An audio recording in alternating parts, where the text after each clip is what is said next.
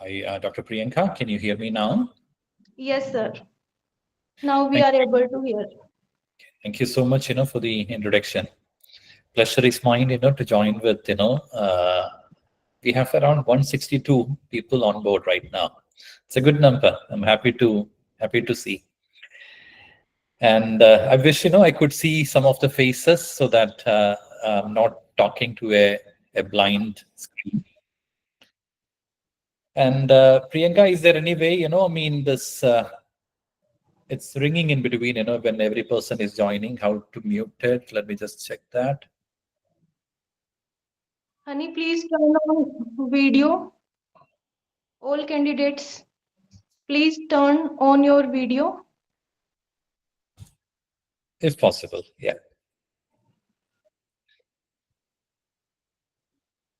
very good. Thank you.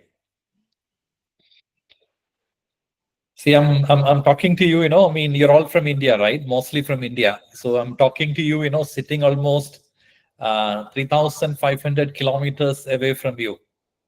Yes, See, sir. Ayurveda is getting, really global right now. Yes, sir. And we just had, this National Ayurveda Day with the theme Ayurveda Innovations for Global Health. See, look at, that theme Ayurveda for 8.1 billion of global population. Ayurveda for 8.1 billion global population, not only for the human being, also for the plants, animals, and for the environment around us. So let me just begin, telling one of my experience I had in Egypt. See, I had a chance to open an Ayurvedic wellness center in Sharm el-Sheikh region of Egypt. In Egypt, Ayurveda is not yet recognized as a medical system. It is practiced, more like a wellness therapy. So when I started, initially I thought, it's going to be very easy for me to import all the herbs and medications from India or from the UAE. Especially, my partner had some, good connections in the Egypt. However, once I started facing tough regulatory challenges in importing the Ayurvedic herbs to Egypt. So this situation, it led me to find, alternative options. And I found, myself, walking in the spice market of Cairo from shop to shop. So while walking, through the herbs and spice shops, I initially, struggled to explain the English names or the botanical name of the Ayurvedic herbs, to this shopkeeper. Though, I took a translator together with me, still, I found it very difficult. So I changed my approach. So I saw a shop, which was established in 1940. So I went to this shop and I asked the shopkeeper that, I would like to have, some herbs for urinary issues. Like to have, some herbs for the urinary issues. So they brought in Gokshura, right? It was to my surprise. And then, I asked some herbs for skin pigmentation. They brought Bakuji. And it was to my surprise that, I could find herbs like Ashwagandha, Amla, Pipali, Gugulu, Vaja, Haridagi, and over, 60 plus Indian herbs available, in Cairo spice market. And all these herbs, they were traded from India or from Iran. And having, found all these herbs, I could prepare, several Ayurvedic products locally in India, like Trigadu, Triphala, like made in Egypt, Trigadu and Triphala. So I was really astonished to witness, how the ancient trade routes from India connecting the Middle East Central Asia, how it has fostered, a rich exchange of herbal knowledge between India and the Central Asia, like the Egypt, Iran, and the other regions. Priyanka, is it possible, when a new person is joining, it is buzzing between. Can you mute? Honey please check notification off हो जाए actually जब join कर पा रहे तो screen disturb हो रही है सबकी बस 2 मिनट में मैं चेक करके बताती हूँ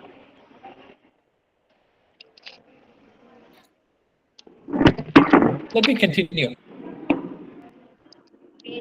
See, we need to look at, the changing horizons of healthcare. The healthcare delivery system, it is changing and expanding across the entire world. I mentioned, I live in Dubai. Dubai is always, fond of being, the first, tallest, and the largest in the world. We have the tallest building. We have the tallest hotel. We have the largest shopping mall. We have the largest man-made island, etc. So it is not only in terms of infrastructure and development. United Arab Emirates is also becoming one of the most developed hubs of Ayurveda outside India, where Ayurveda is recognized as a medical system. See, Ayurveda is getting global. Ayurveda is also covered under most of the insurance schemes in the United Arab Emirates. But think that, while on one side, we have made, a great progress in the modern medicine. But on the other side, we face serious challenges from the non-communicable chronic diseases and the pandemics. We know that the chronic NCDs like the heart diseases and the diabetes, they are on the increase. And NCDs account for almost 70% of the death worldwide. And we have seen that how the global pandemic like the COVID-19, how it has put such a major strain on all healthcare delivery systems across the entire globe. So in this scenario, I feel Ayurveda is getting some kind of recognition it deserves. I feel in the last 2 decades or so, there has been a great deal of excitement talking about Ayurveda in several countries. And especially, such a trend is promoted by the Indian diaspora, Indian population, and also by the media. And there is a continuing demand for, and there is a popular usage of Ayurveda across several countries. Its popularity is increasing thanks to the formal acceptance of Ayurveda in different countries like United Arab Emirates. Oman, it is recognized as a medical system. Qatar, it is approved as a medical system. Bahrain, Malaysia, Mauritius. There are a few countries, where Ayurveda is recognized as a medical system. And Saudi Arabia might join the group very soon. And in all these countries, Ayurveda is recognized as a medical system under the traditional complementary and alternative medicine department of Ministry of Health. I feel there are several market forces, which are promoting the popularity of Ayurveda. But keeping all these market forces aside, I feel, a great number of general practitioners are also getting interested in Ayurveda. So the critics, sometimes say Ayurveda is not well documented. Ayurveda is lacking, scientific validation. But I feel, the lack of scientific validation of Ayurveda or the lack of documentation, it has not prevented the increased use of such therapies. Because many a times the phrase like a clinical legitimacy, efficacy at the clinical level.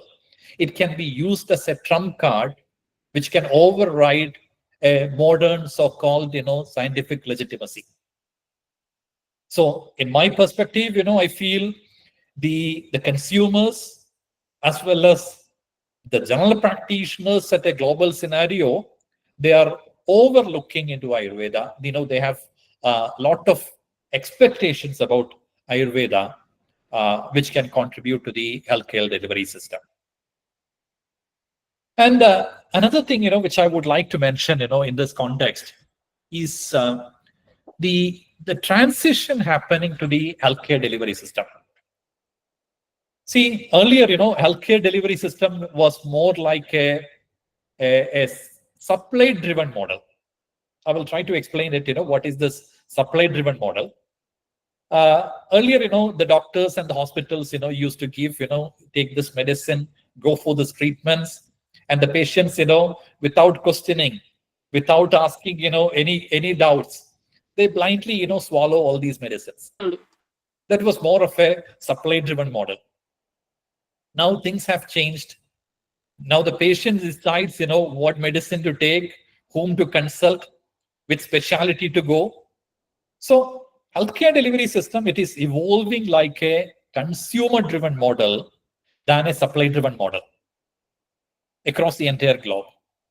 So it is not only Ayurveda which is approved, across these countries. Homeopathy is recognized, Chinese medicine is recognized, Unani is recognized. Now the patients will decide, which system to choose from the basket of different medical systems available for them. They will decide, they want to go for. I believe, there are some questions, kindly message it so that, I can reply it at the end. So the patients can decide, which system to choose from the basket of different countries. So it is like, the patients have apples and oranges, in their basket. They will decide, they will take Ayurveda or homeopathy or Unani medicine. So we, the Ayurvedic doctors, we should be ready to cater the complete potential of authentic Ayurveda to a patient.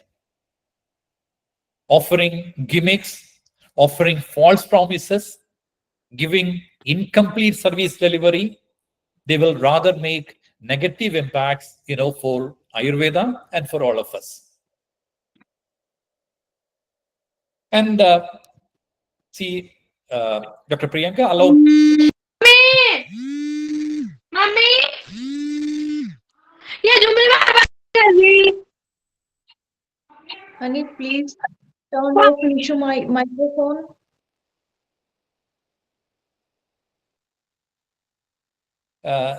Allow me to go, with my flow, since I'm not talking, with the aid of any PowerPoint presentations. But I will try to connect, these points, somewhere at the end. I would also, like to talk a little bit about, the progressive outlook of Ayurveda. See, we all know that Ayurveda is not a collection of some medical treatments. It is a way of living. If we try to look at Ayurveda through the lens of modern medicine, if we try to look and analyze Ayurveda through the lens of modern medicine, we might miss the true essence of Ayurveda. See, Ayurveda has its own way of understanding the human body in terms of the dosha, dhatu, mala. See, we can see throughout the history that Ayurveda has experienced cycles of discovery, fading, and then rediscovery. And we have studied that Ayurveda, it is deeply rooted in the Vedic tradition. Though it was deeply rooted in the Vedic tradition, Ayurveda has evolved into a rational system of understanding. It has evolved into a rational system of understanding based on the theory Hedu Linga Aushadha Jnana. That is the cause, effect, and the treatment, which we call it like Yukti Vyapasraya. Same like, how the Upanishads have emerged from the Vedas.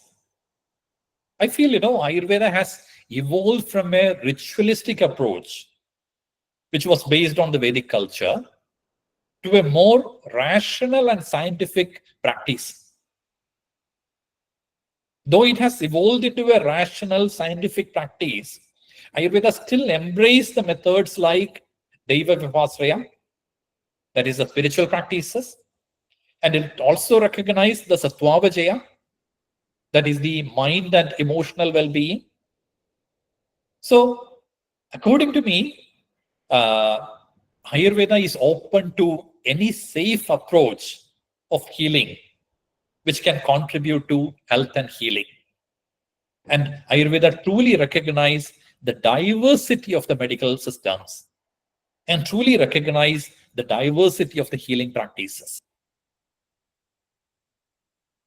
And we should also, try to look at the current landscape of Ayurveda in India as well as in some of the foreign countries. There was a question here, about the status of Ayurveda in some of the countries.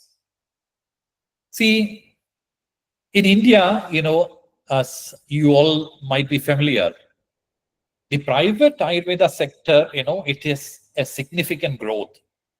And the investment is several, crores of dollars. Varied into different areas like education, manufacturing, and hospitals, clinics, etc. And this investment is almost, half of the scale of modern medicine investment in India.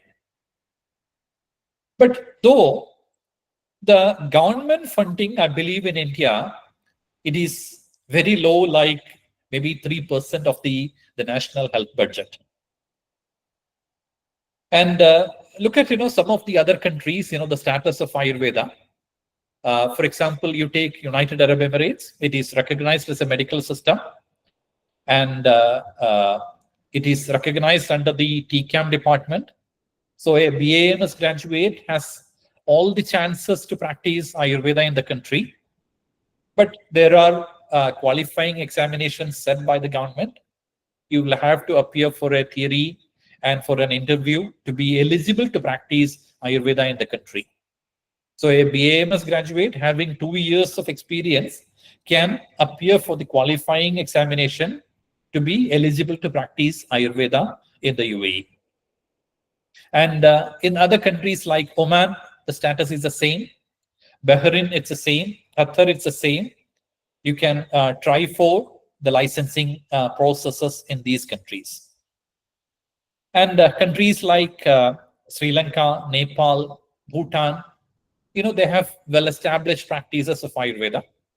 And some of these countries, they have their own Ayurveda medical colleges available. Look at another country where Ayurveda is recognized as a medical system is Malaysia. It is recognized as a form of medicine. And the practitioners can register at the traditional complementary and alternative medicine department, which comes under the Ministry of Health.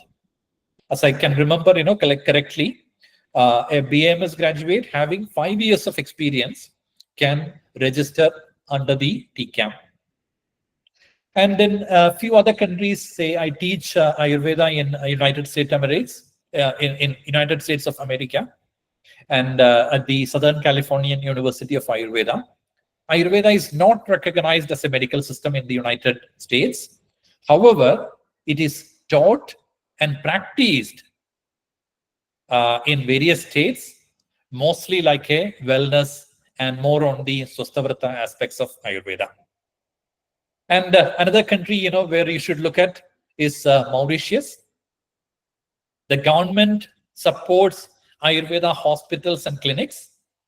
Government supports. And Mauritius government employs Ayurvedic doctors in the government services. And Mauritius government offers free Ayurvedic medicine to the patients through their clinics. In other countries, where I'm exposed, I have traveled with Ayurveda, is Singapore and Australia. It is still, a wellness system of practice in these two countries. In Australia, I have seen, some very interesting approach of practicing Ayurveda, because in some of these countries, minimum wages issues are there, visa restrictions are there. So in Australia, I've seen an interesting practice where the Ayurvedic doctors perform the therapies, the Purvakarmas and the Panchakarmas, by themselves in the morning hours, and then they consult the patients in the evening time. So, very economic, low-cost way of operating the facilities. I have also, traveled together with Ayurveda in places like Djibouti, Tanzania, Greece, Spain, Germany, Switzerland. And in all these countries, Ayurveda is more focused on the wellness than the curative objectives. However, in Germany, some of the allopathic research centers and hospitals, they have integrated Ayurvedic doctors who participate in the clinical researches and all.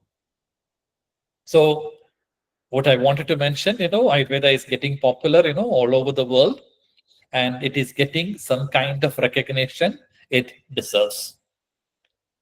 And see, I mentioned, its popularity is increasing, but here a question comes, integration of Ayurveda with the modern medicine is one of the ongoing trend right now. Integration of Ayurveda with the modern medicine. So there is a growing interest in combining the Ayurvedic practices with the conventional healthcare, especially for the management of so-called, NCDs, or the chronic diseases, non-communicable chronic diseases. And as we have studied, the history of Ayurveda, Ayurveda has, influenced the medical practice of the West in the ancient times itself. For example, the Ayurvedic techniques like rhinoplasty, it has paved the way for the modern plastic surgery. And if you look at, the other traditional systems of medicine, there are several parallels and there are several similarities which we can see, like the pulse diagnosis, or the concept of vital forces, or the concept of 5 elements. So we can see that, there was knowledge exchange, happening between the Ayurveda, between the Chinese medicine and the Greco-Arabic medicine. So though, we had these kind of knowledge exchanges and we could see the parallels between the traditional medicine, Ayurveda did not take a root in another country outside the Indian subcontinent until the recent decades. So I feel the current efforts of integration, it involves selectively adopting the elements of Ayurvedic wisdom into the modern medical practices. Selectively adopting. So this approach of selective adoption, seen in many countries, is trying to force fit Ayurveda into a modern framework rather than fostering a true collaboration. So this raises, an important question. Will the integration of Ayurvedic elements into the modern medicine, will it benefit our science? So I feel, first and foremost, we should embrace a collaborative approach rather than striving for integration and a selective integration of Ayurveda into the modern medicine. We should try for collaboration rather than integration. And if you look at, the other global trends influencing the Ayurvedic segment, we know about, the personalized healthcare. We are quite strong in that area. More patients are looking for, personalized healthcare approaches, which align perfectly with the Ayurvedic individualized treatment approach. We know that, every human being is a unique individual with full of peculiarities and idiosyncrasies. So you're like, you're unlike, any other human who lived in the past, who live at present, or who might live in the future. So Ayurveda used the term, swastha, swetishtadi, swasmin tishtadi, it is swastaha, right? So the self here is the ego, not the Freudian theory of ego, but the individual identity which separates every human being from another being. We call it like ahamkara. So according to Ayurveda, there is no common medicine for a disease. So therefore, ready off-the-shelf medicines cannot have the desired effects, as we are all, unique individuals and our constitution varies from one another. So Ayurveda stands on the cutting edge approach of personalized medicine. So tailoring treatments to suit the specific need of each person is a strength of Ayurveda, which we should use, in the time of globalization. And another area, which I would like to touch today is about the research is happening, right? See, there are a lot of, research studies, scientific studies which is happening, which are validating, the Ayurvedic practices in a modern viewpoint, which is helping to bridge the gap between the traditional knowledge and the modern medicine. So whether, we see Ayurveda as a scientific system often depends upon, how we define, a science. So Ayurvedic approach to health, it differs from the modern scientific methods. So historically also, you can see that, Ayurveda has always opened to the exchange of ideas. So if you look at, the Charaka Samhita, where, the earliest recorded health conference was mentioned, in the Charaka Samhita, which was held in the Himalayas, there were physicians from various parts of the world, who have gathered there to share their regional health wisdom. So this collaborative spirit, contributed to the evolution of Ayurveda, which has proven that Ayurveda is an adaptive and an all-inclusive system. So we should always, keep it in mind that the core principle of Ayurveda research is about understanding the cause and effect relationships in a treatment. To understand the cause and effect relationship in a treatment. So in clinical practice, we sometimes see diseases might vanish by itself. Diseases might resolve on its own, and sometimes, by chance. And Charaka used a word, to denote this, yadrichaya. It was by chance, the disease has disappeared. But Charaka mentions that if a practitioner cannot rationalize the outcome of a treatment through this lens of cause and effect, we are essentially practicing a guesswork of the treatment. So a practitioner who cannot define the cause and effect theory, such a physician might cure a patient by chance whose lifespan is certain, but he or she may kill hundreds having uncertain lifespan. So we shouldn't be in that group. We should be pranabhisara. We should be true saviors of life. We should be true healers.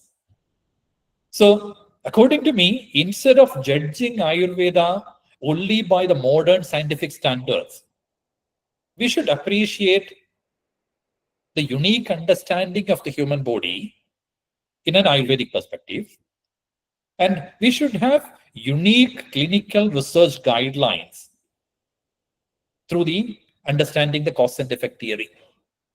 So we need more, researchers to explore the core principles of Ayurveda rather than force fitting them into a modern scientific molds. That's what my feeling is.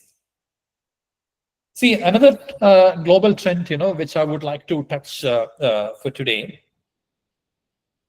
I think I have done almost 30 minutes, right? I have another 20 minutes. Yes, sir. Okay, thank you. Yes, sir. Yes, thank you. See, another area, I would like to talk a little bit about, the digital health and the telemedicine, which is evolving as a trend nowadays. The growth of telemedicine and the digital platforms, it have made, Ayurvedic consultations more accessible and broadening the reach of Ayurveda. See, I traveled, in around 25 to 30 countries, with Ayurveda. So whenever, I travel, most of the people, they hear the word Ayurveda. Though they do not know much about Ayurveda, the name is familiar. So there is a recognition. There is a basic understanding about Ayurveda, but still they lack the clarity on how it can benefit for their health, where to find a reliable information about Ayurveda, whom to consult, or where to obtain, authentic Ayurvedic treatments, where to obtain, all this Ayurvedic medicines. This area, there is a lot of clarity required. On the other side, do you know that, we have 5 lakh Ayurvedic practitioners in India? 5 lakh Ayurvedic practitioners.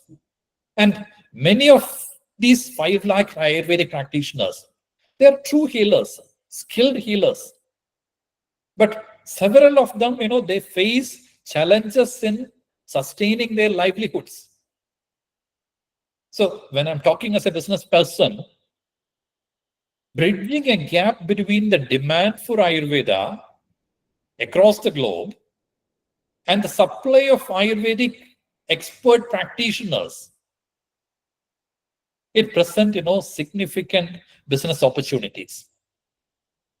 So connecting patients with trusted professionals and quality services through telemedicine or through digitalization offers, tremendous potential. And another buzzword, nowadays is about the artificial intelligence, right? See, imagine, centuries ago, when we are thinking about Ayurveda, we think of an Ayurvedic healer, sitting in the river bank, studying herbs, reading the nature cycle and, assessing the body types. And see, now, we are thinking of today, fast forward, the picture is totally different. Imagine of a healer, not sitting with traditional robes. They're not chanting, Sanskrit verses. But rather, imagine, such a healer working on the complex algorithms. So this modern sage, does not study plants or ancient textbooks, but rather, decode the pattern in vast amount of data in the Ayurvedic books, in the diagnosis and the treatments. So if this ancient wisdom and the cutting edge of technology, if they could meet, I think, that's gonna benefit for the humankind. See, imagine, we are able to train, a computer, with all the algorithms based on an Ayurvedic diagnosis of rheumatoid arthritis, for example, by an expert physician, based on the dosha guna dhatu nirupana. See, several times it is going to be very tough, the Ayurvedic diagnosis is like very tough. So if we can teach this to a computer based on 100 cases or 1,000 cases. Next time, artificial intelligence or the machine learning can review the previous data inputs, and it can identify the relevant trends and patterns within the same data set and can even suggest a treatment. And nowadays, there is a lot of information available in the internet about Ayurveda, but I feel, several times this authentic information is missing in several of these websites, and many a times, they are in different silos. Probably, we need to connect all these silos to create, a data lake which hold, the comprehensive information on symptoms, medical history, dietary habits, etc. So once, we have an authentic information and we have a data lake, AI and ML can help us in converting into a format. It can fill the gaps, and it can filter the data. So I feel, AI can analyze, a large data set, and it can help us in giving a diagnostic accuracy and enabling, Ayurveda to reach thousands of lives, through personalized care. And another point, we should try to appeal for the millennials and for the Gen Z. The generation is different. So, see, the new generation, they are totally different. They influence the market trends nowadays. The younger generation, they are more open-minded. They are more socially connected. They are aware of different cultures. So this means that, Ayurvedic sector need to adopt.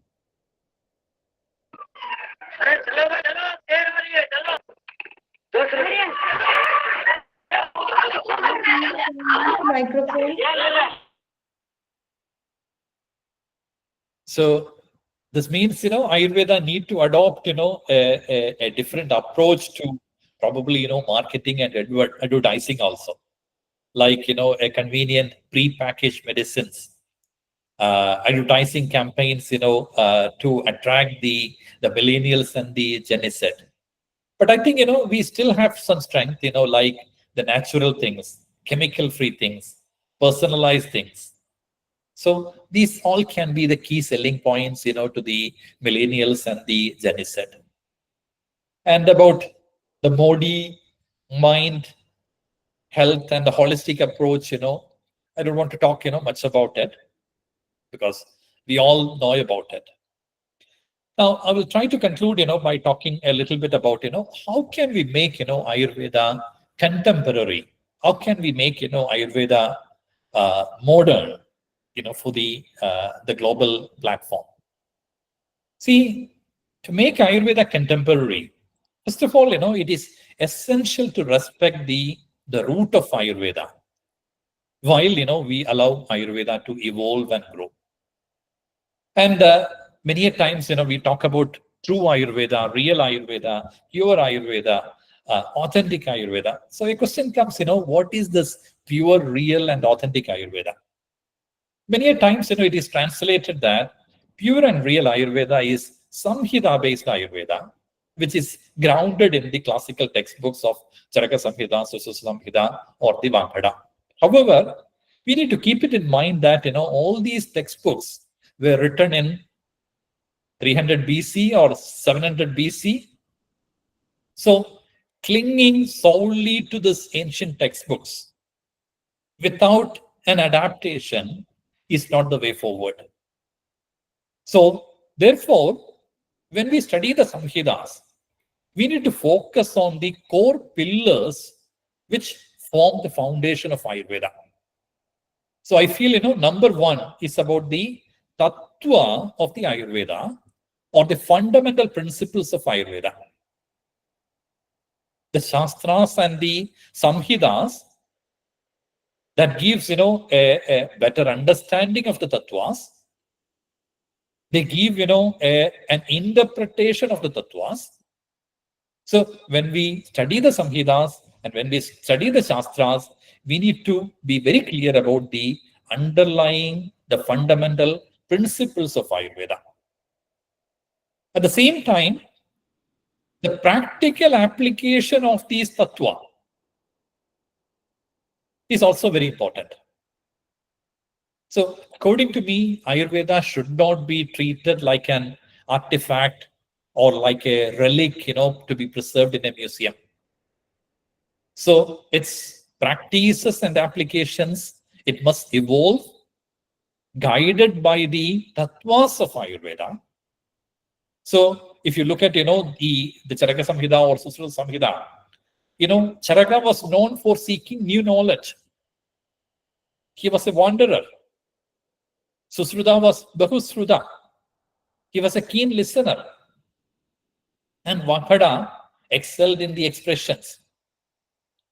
And Charaka himself, urged people, to move forward. So innovation is essential.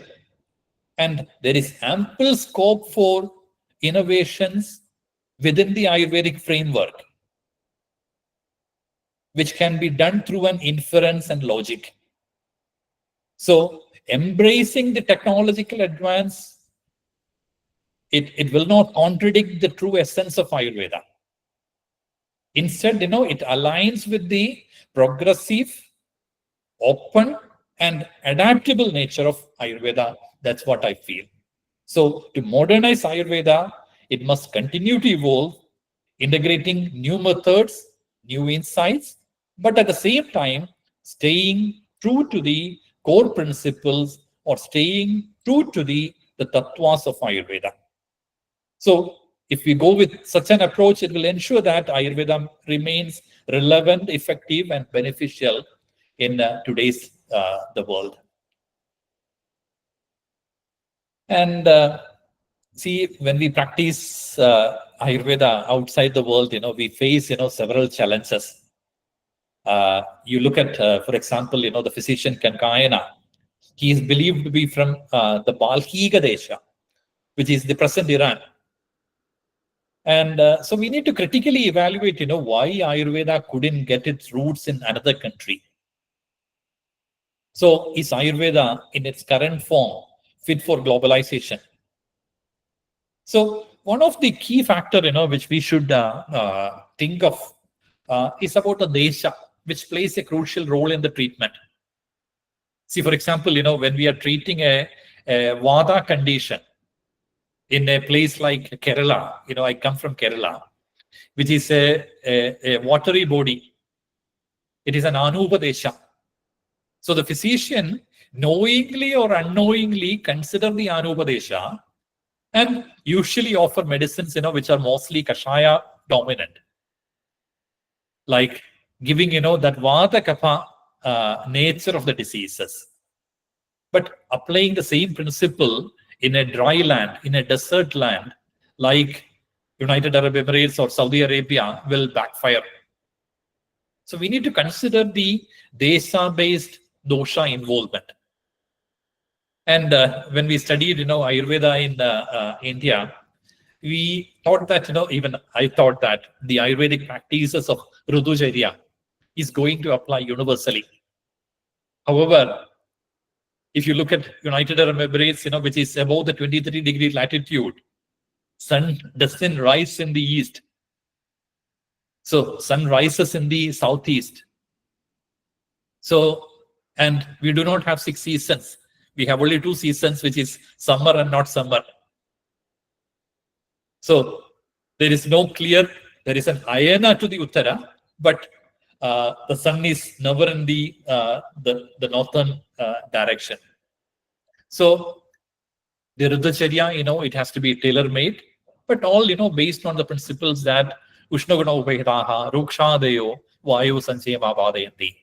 When the Shida Guna comes, it produces Kobam. When the Ushna Guna comes with Sniktadi Guna, it brings in Samanam of Vada. So we need to integrate, the tattvas, while modifying, the Ritucharyas and the Rudhucharyas.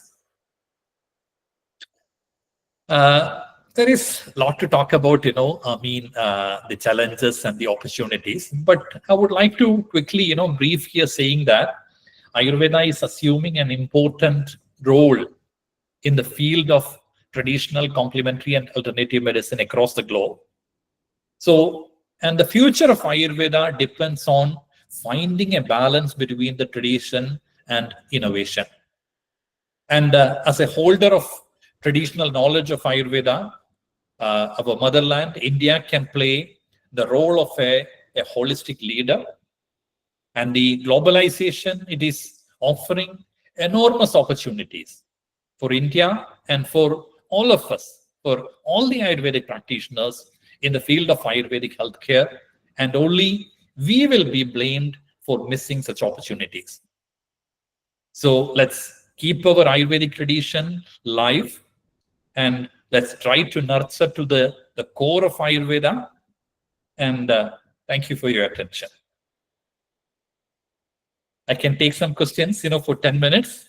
I'm sorry, I'm between the clinic, so I will have to go back to the clinic after 10 minutes. Okay, sir. We are very happy to hear that Ayurveda is getting popularity day by day worldwide. Now, if anybody have questions, please turn on your video and ask to the sir. One by one, if anybody have questions, please turn on your video and ask to the sir. We'll also open the chat. Let's see if there are any interesting ones. Sir, there is a question for me. Thank you, first of all, get your time to us. I have a question that there is a lot, you said that the Ayurveda is most on a personal basis, but when we see the commercial aspect of the business aspect of the whole industry, how can we manage the larger scale of healthcare product or a medicine just like a allopathy industry does? And if we somehow made it, then how to be clear the all legalities from other countries? Because Ayurvedic healthcare products are not usually allowed to the sale or licensed in other countries like US and United Kingdoms. So how to deal with it? Or is there any room for the commercialization in Ayurveda? Right. See, I would like to combine it with another questions. There was a question, sir, in foreign countries to practice, we need other certificates or registration. No, all the herbs are available or not. This was another question. See, you take, the scenario of UAE. In United Arab Emirates, Ayurveda is recognized as a medical system since 2002. And at the same time, homeopathy was recognized. So since then, say like 22 years, almost 250 to 300 homeopathic products are licensed in the country, which are done by the manufacturers and the companies which are based in the Europe. But at the same time, there are hardly 80 to 100 Ayurvedic products are registered in the country. So Himalaya might register, their product. Charak might register their products.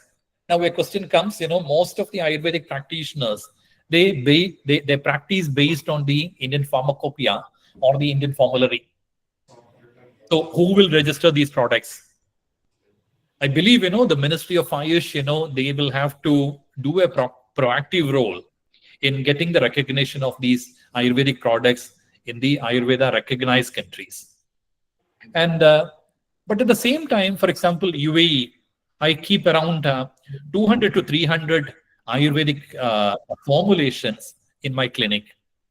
And our treatment is, purely dosha based and purely individualized also. For example, you take a condition like, diabetes. We know that, there is a common pathology behind all the diabetes, like there is a Kledavrti, there is a Bahudrava Sleshma, there is a Bahu Abathamedaha. All these things are there. We surely categorize the Prameha into Vadika Prameham or Vaitika Prameham or Kapaja Prameham. So when it is a Vaitika Prameham, we have Nishagadagadi Kashayam with us. When it's a Kapaja Prameham, we have Aragudadi Kashayam with us. When it is a Vata Kapajam, we have Google Riktagam with us. So, or if it is a Kevala Vadikam, we have Tanundaram Khadam with us. So this dosha-based tailor making or a personalized tailor making, it is still possible. And as I mentioned, in Egypt, I could identify around, 60 plus Indian herbs locally available. Though there are still, possibilities. Okay, thank you, sir. I request to everyone when you are asking question, please turn on your video, please. Sir, I have a question. Yes. Sir, what I'm saying that to practice the Ayurveda in the UAE or the Saudi Arabia, so sir, is it compulsory to do the post graduation MD/MS after the BAMS? Not necessary. A BAMS graduate with 2 years of experience can appear for the qualifying examinations. You can find more details through the MOH website, www.moh.gov.ae, or through the DHA, Dubai Health Authority websites, Yes, or sir. through the Department of Health websites of Abu Dhabi. You can find more details about the exams and qualifying criteria. And sir, what is the status of Ayurveda in the Saudi Arabia? The Saudi, most likely, we are still waiting for the announcement. Most likely, in another 3 months, Saudi might join in the group of Ayurveda recognized country. And sir, last question is that can we do the Panchkarma or the Panchkarma therapy in the UAE? It is possible. We are Yes, sir. performing all treatments except Ektamoksha. Okay, sir. And sir, what I'm saying that I was planning for the medical tourism after the BAMS. So, sir, it is possible to do the medical tourism in the Middle East or in the Europe? You mean bringing clients to India or? No, sir. I am thinking to the opening my clinic in the Middle East and in India, sir. So, sir, can we practice the Ayurveda both in India as well as in the foreign? Yes, it is possible. See, as we all know, it has two objectives. The Swasthavratam and the Adhuravratam, both are there.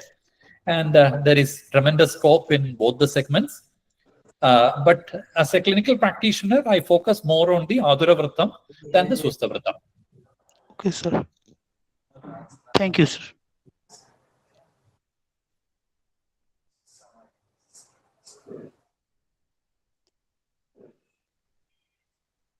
Anyone have another questions?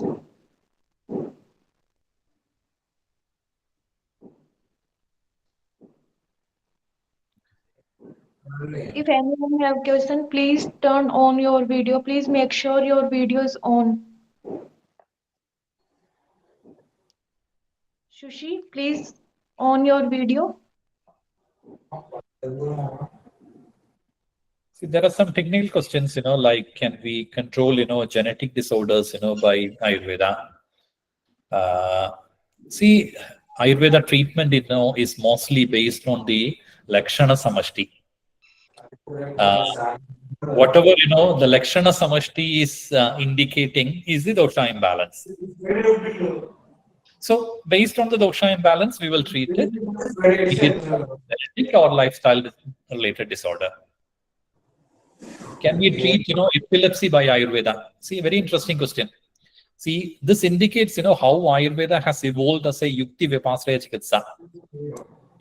Ayurveda is all about the treatment of Vata Pitta Kapha. Ayurveda treats epilepsy and other mental disorders which are due to the imbalance of Vata Pitta Kapha. If the psychological or psychiatric issues are related to the Rajas or Tamas, it is not within the scope of Yukti Vipasraya Chikitsa of Ayurveda. It is referred to Sattvavajaya or Deva Vipasraya. But Ayurveda Yukti Vipasraya is not against the concept of Sattvavajaya or Deva Vipasraya. So it is an all-inclusive and adaptive system of approach.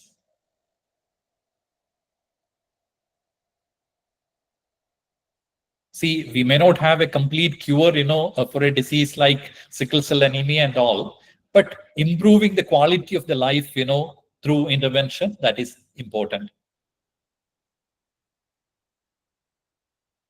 The current method of Ayurvedic education, that's why I was telling, when we are studying the Samhitas and Shastras, try to understand the core principles of those Samhitas and Shastras and try to bring in innovations.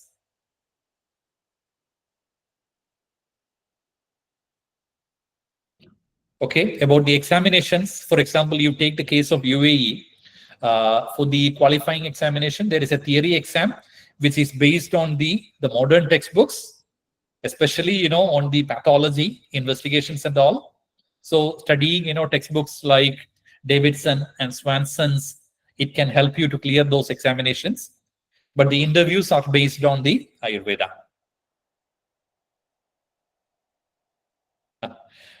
See, money will follow. See, there is a famous, sloka, Kwajit Dharmaha. Sometimes, it is your duty. Kwajit Yashaha. Kwajit Maitri. Kwajit Karmabhyasaha. Right? And money will also follow you.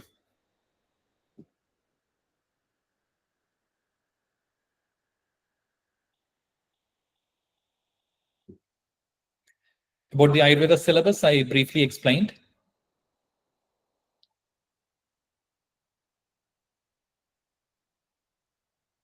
See, I don't believe in, miracles. And sometimes, I mentioned the diseases vanish, without any interventions. Charaka call it, Edirchaya. There is a famous sloka, like, sometimes, diseases vanish like an imaginary city. If it is in the hands of, true physicians. And at the same times, I'm trying to recollect, the sloka. It says, sometimes severe diseases, it vanish like an imaginary city of a magician. While even, simplest disorders, get aggravated. So what is the cause for it? The cause for it is the learned and ignorant physicians are responsible for the above two consequences, be it, a cure or a disease aggravation. But we should be able to explain it based on the cause and effect theory.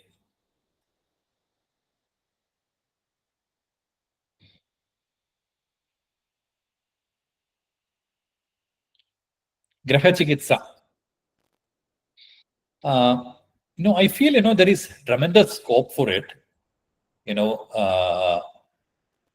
See, do you know which are the doshas of the mind? Anyone would like to answer? Doshas of the mind. Raja and Tama. Sattva, Rajas, Tama.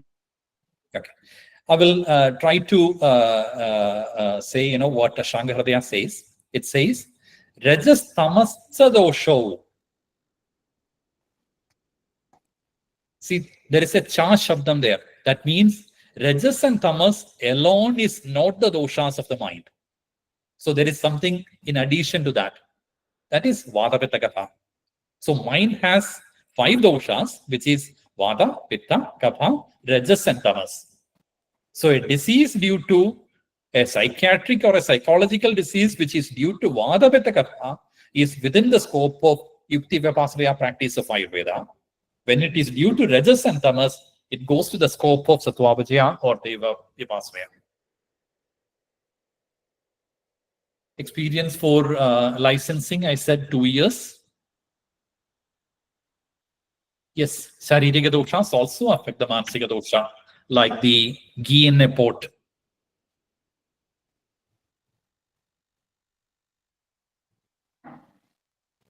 Yes, Ayurveda gives beautiful results, in case of allergies. No?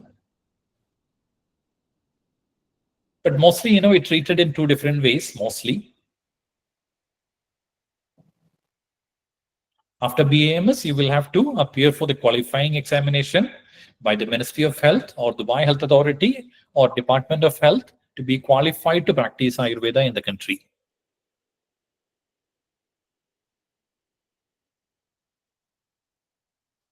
Can we wind up? Sir? Yeah, go ahead. Sir, what is the Ayurvedic syllabus for the DH or MOH? Is it asked in theory or Viva? Both theory and Viva is there.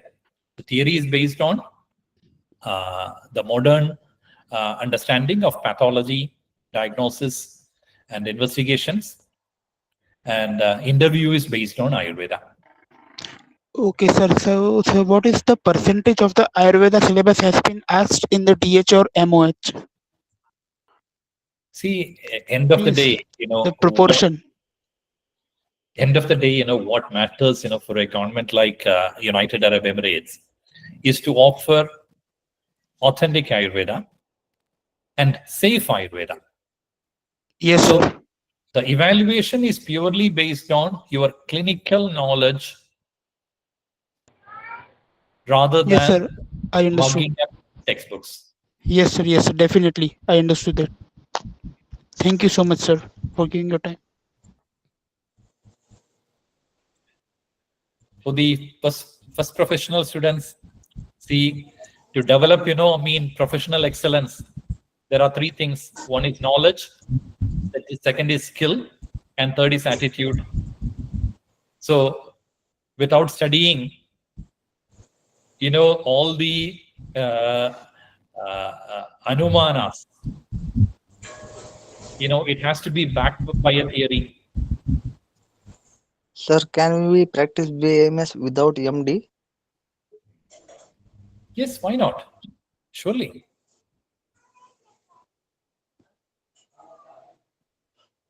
I somehow landed in UAE. It's a long story. Sukham, there are some Keralites also here.